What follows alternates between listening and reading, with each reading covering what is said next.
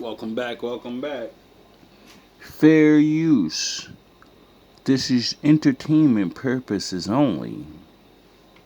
Body had been dismembered and partly burned before burial, which was an attempt to erase the evidence. Osama bin Laden.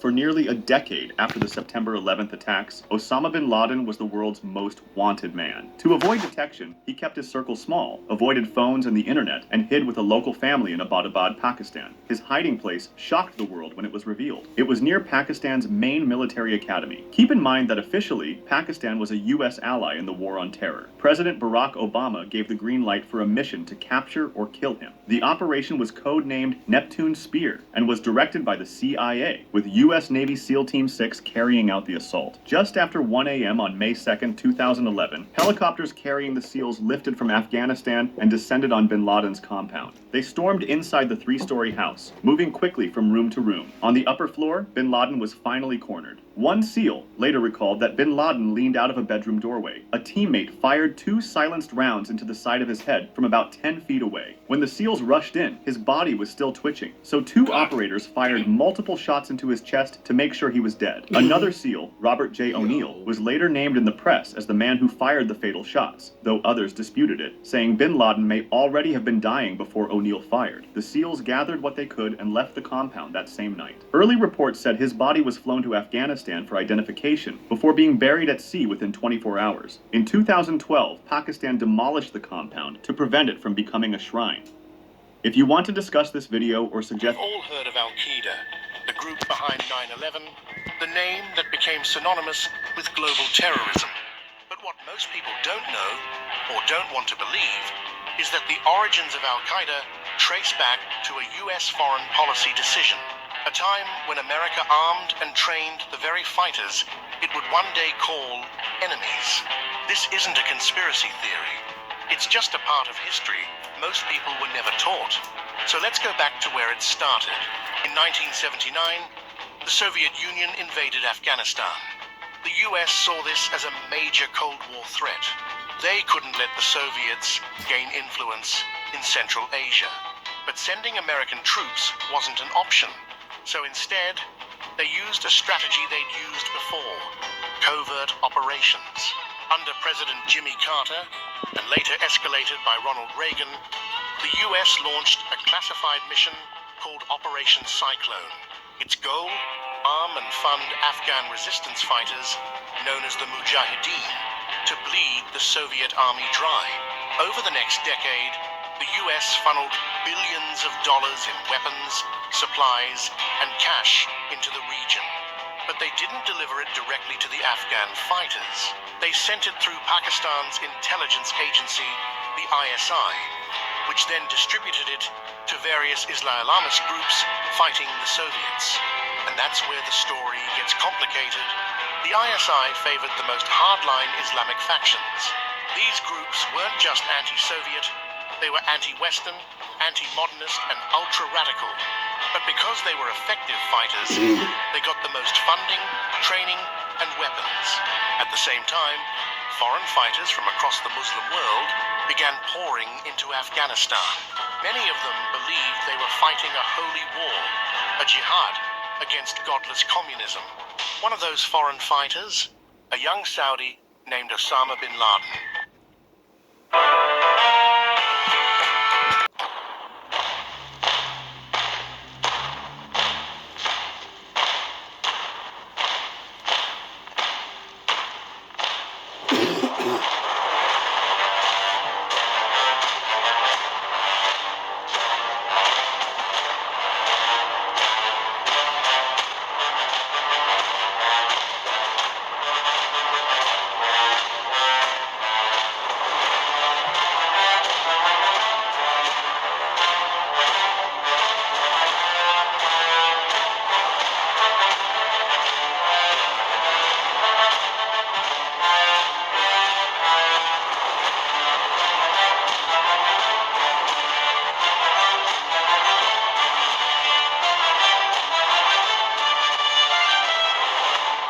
Abu Bakr al-Baghdadi.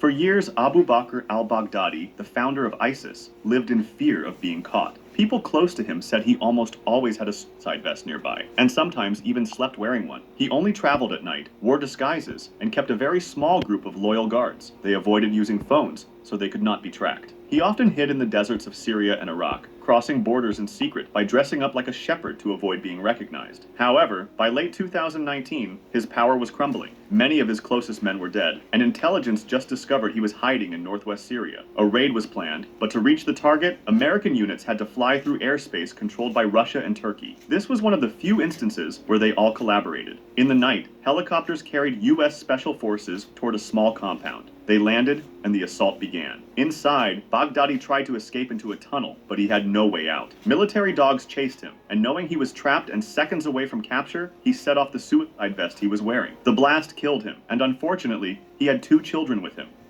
Abu Nidal.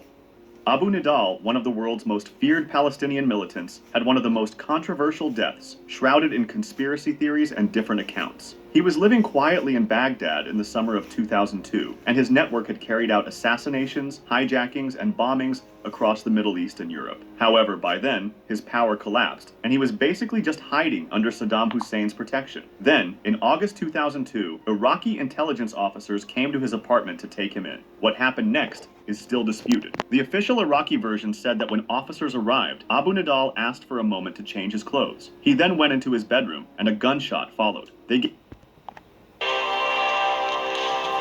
Oh, you motherfuckers. Okay.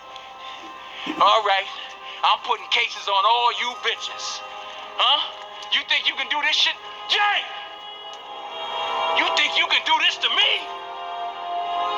You motherfuckers will be playing basketball in Pelican Bay when I get finished with you. Gave journalists photographs of the body and a medical report, which said that he died in a hospital after about 8 hours. However, other accounts quickly surfaced. A Palestinian newspaper reported that he had actually died from multiple gunshot wounds. Palestinian sources believed that in reality, Saddam Hussein had ordered his killing, not just a simple arrest. A magazine offered yet another version. According to its report, Iraqi intelligence raided Abu Nidal's home after discovering secret documents about a possible U.S. attack on Iraq. Shoot program, nigga. 23-hour lockdown. I'm the man up in this piece. A fight then broke out between his men and the Iraqi officers, and in the chaos, Abu Nidal was killed. This might have been because Saddam wanted him eliminated before any American invasion, fearing he might turn against the regime. Years later, another report claimed that Iraqi officers had been questioning him in his home as a suspected spy for Kuwait and Egypt, and indirectly for the United States.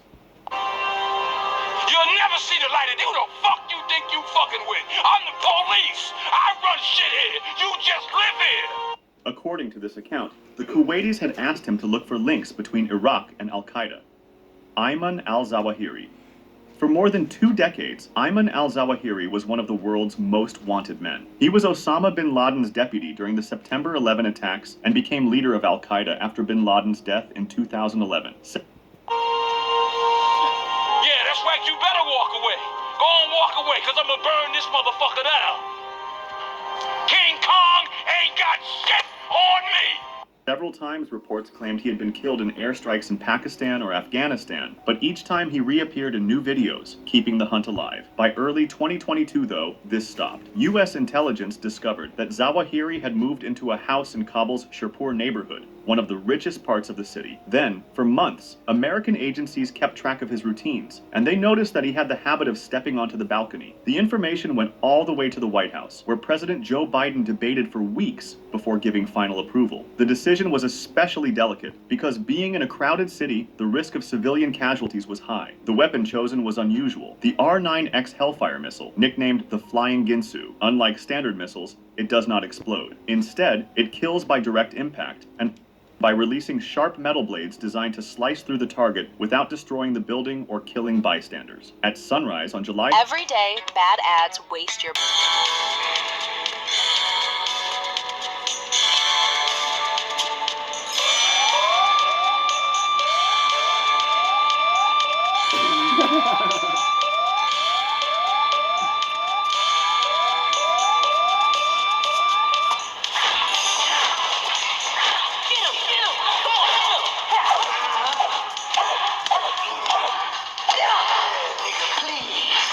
31st, 2022, a CIA drone fired 2 of these missiles at the balcony, while Ayman al-Zawahiri, then 71 years old, was standing outside. The missiles struck with precision, killing him instantly, and no one else in the house was harmed. His death ended one of the longest manhunts in history, and the day after, President Biden addressed the nation saying, "Justice has been delivered." This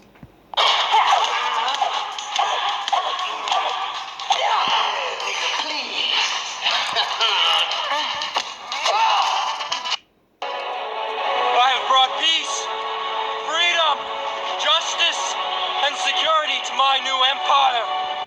terrorist leader is no more. For the United States, it was the biggest strike against al-Qaeda since bin Laden's death.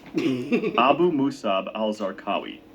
For years, Abu Musab al-Zarqawi was one of the most feared militants in the world. He was a Jordanian extremist, known for personally beheading hostages on video and organizing suicide bombings that destroyed markets, mosques, and even embassies. U.S. officials blamed him for thousands of deaths and put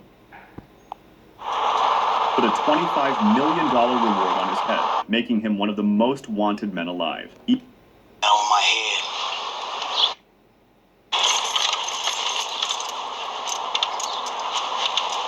You know, I got all this shit hanging over my head, but you off trying to start a war with our partners. The nigga diss me every time I see him, acting like he the one in charge and shit. In Compton, he is the one. You lose. Every time you bite with that nigga, and I'm the one that pays for it. And you gonna get off his corners? You gonna leave his people be? Or you the one that's gonna find yourself a new plug? You know what I mean? Even within al-Qaeda, some leaders grew tired of his obsession with killing Shia Muslims, saying it hurt their cause. The hunt for him stretched across months. And you gonna get off his corners? You lose. Every time you bite with that nigga, and I'm the one that pays for it. And you gonna get off his corners? You gonna leave his people be?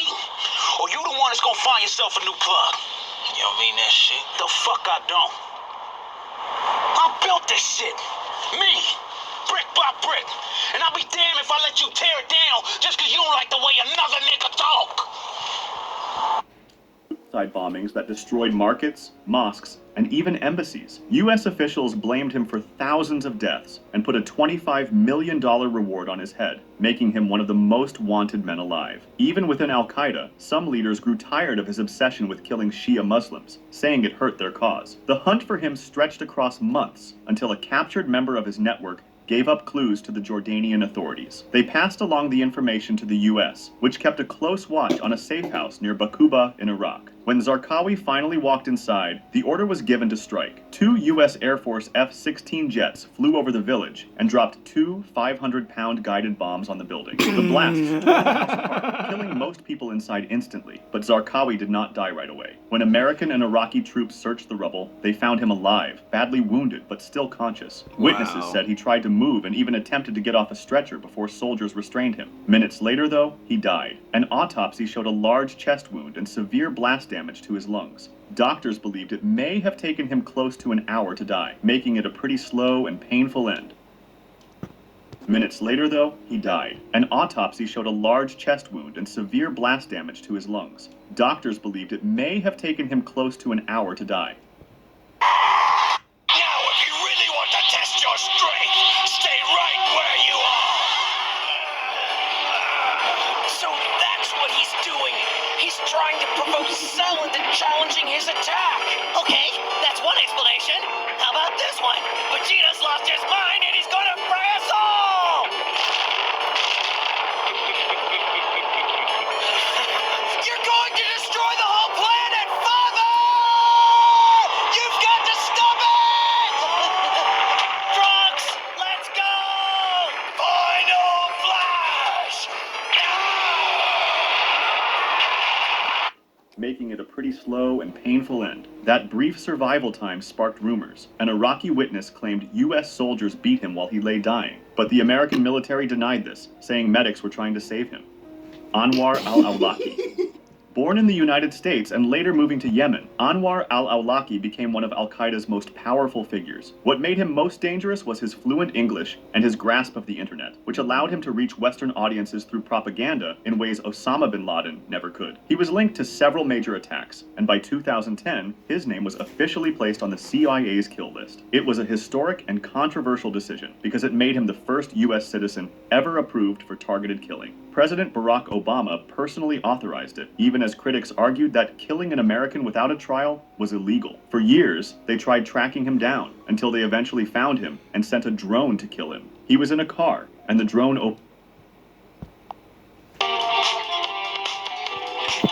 Investigations, all right? You want to run and gun, man? Stay in patrol, okay? This is investigations, all right? Let the garbage men handle the garbage. We're professional anglers, okay? We go after the big fish. Chasing them monkey strong, crackhead motherfuckers anyway, you know that, right? Those school kids and moms, family men, they don't want to catch the stray bullets in the noodle. To protect the sheep, you got to catch the wolf. And it takes a wolf to catch a wolf, you understand? opened fire, killing most people inside the car. However, al-Awlaki himself survived. They also tried eliminating him through air raids in Yemen, but he survived those too. Then, on the morning of September 30th, 2011, his luck ran out. Witnesses said that he and his group had stopped to eat breakfast, and not long after, a U.S. drone Shit that made me laugh the most, you see how y'all sitting next to people? I told you my dad never wore drawers, ever. This is my dad getting to his seat. That's a long dick. Hey, Dad, don't say that. All right. You're gonna learn today. Spotted their convoy. One of the cars tried to escape, but it was too late. Hellfire missiles slammed into the vehicle, killing al-Awlaki instantly. 2 weeks later, another U.S. drone strike killed his 16-year-old son, Abdul Rahman, who had traveled to Yemen to look for his father. Velupillai Prabhakaran. All right. You're gonna learn today. Velupillai Prabhakaran, founder of the Tamil Tigers, also known as LTTE, had once controlled vast parts of northern Sri Lanka. For over 25 years, he waged war to create an independent Tamil homeland. And under his command, the Tigers pioneered the use of suicide bombers, assassinated prime ministers, and fought government forces in one of the longest insurgencies in Asia. By May 2009, though, the Sri Lankan army had cornered him and his last fighters on the banks of the Nandikadal Lagoon. Many were ordered to burn or destroy Prabhakaran's body if he died, to prevent it from being taken as a trophy by the enemy. At dawn on May 19th, Sri Lankan troops advanced through the mangroves. For 2 hours, they fought against Prabhakaran and roughly 30 of his bodyguards. By the end, every one of them was dead. Among them was a man wearing a dog tag marked 001. He carried 2 pistols, a rifle with a telescopic sight, a satellite phone, and medicine for diabetes. The colonel confirmed it was Velupillai Prabhakaran himself. His body was displayed on national television, and official reports said he had been struck by shrapnel during the battle. All right. However, the exact cause of death soon became the subject of dispute. Some witnesses claimed he had been captured alive and executed at close range, pointing to a head wound visible on his corpse. Others said he had killed himself rather than surrender, keeping his promise that he would die in honor rather than be caught alive by the enemy. What happened to it? We'll wait for what? He needs a sensu bean. Quiet, boy! Where is your honor? Like all pure-blooded Saiyans, Kakarot would rather die fighting than win with one of those disgraceful sensu beans as his crutch. Range, pointing to a head wound visible on his corpse. Others said he had killed himself rather than surrender, keeping his promise that he would die in honor rather than be caught alive by the enemy. Kakarot trained in the hyperbolic time chamber just as we did. Now let's see what he can do. No, we can't. Goku doesn't have the strength. Don't you see what will happen if he keeps going like this? If this goes on, then he will die.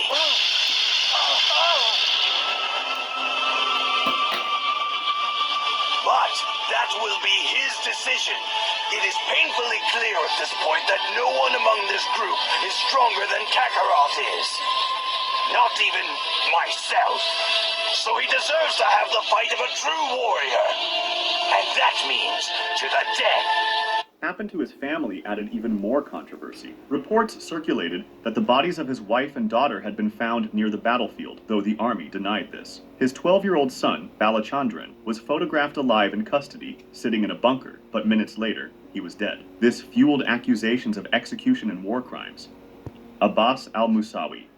By early 1992, Abbas al-Musawi was Hezbollah's Secretary General. He was linked to kidnappings and killings, including the abduction of U.S. Marine and UN officer William R. Higgins and the Are you out of your fucking mind? Oh my god, people are... Yo.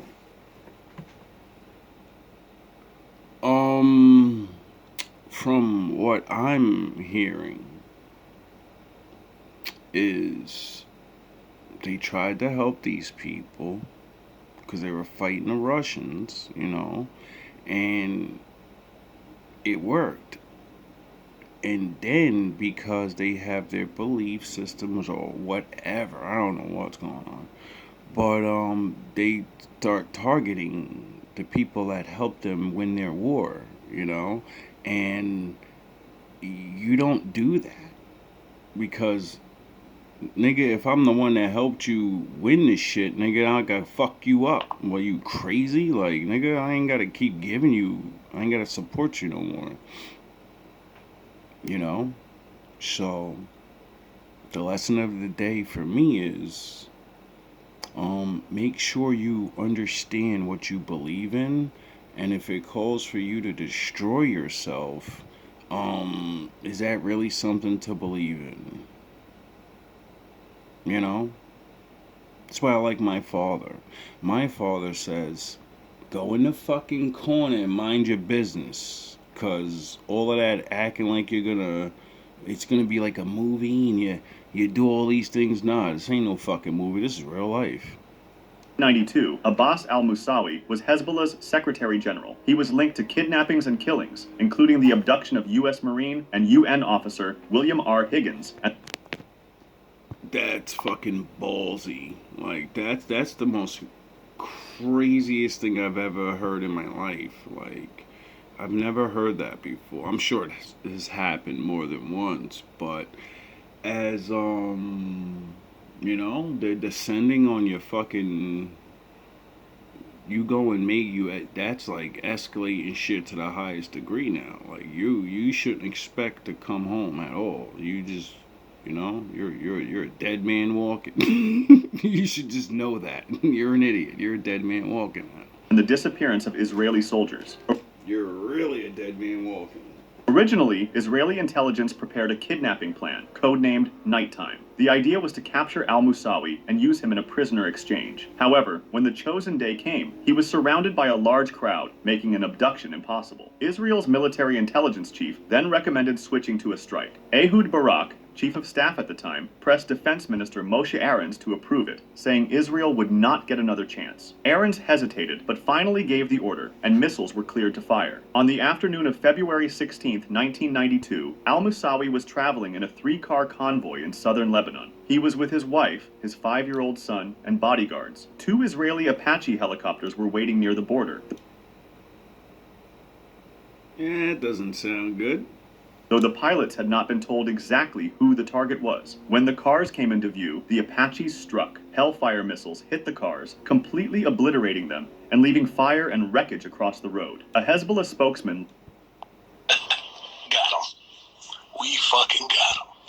later said al-Musawi and his family were burned alive inside their car. Jesus. Reports from the scene added that some people who tried to escape were cut down by automatic gunfire. At least 10 others in the convoy were wounded. Privately, some officers had warned that removing al-Musawi would not weaken Hezbollah, since the group was not built around one man. Their fears were that his replacement might be even more extreme. In response to al-Musawi's death, the Islamic Jihad organization bombed the Israeli embassy in Buenos Aires, killing 29 civilians. Shit. 2 years later, the group also carried out the AMIA bombing in the same city, killing 85 more. Then, on some of the next anniversaries of al-Musawi's death, Hezbollah made ambushes against Israeli forces in southern Lebanon. Abdel Malik Drukdel. Abdel Malik Drukdel was one of al-Qaeda's oldest surviving commanders, and the one who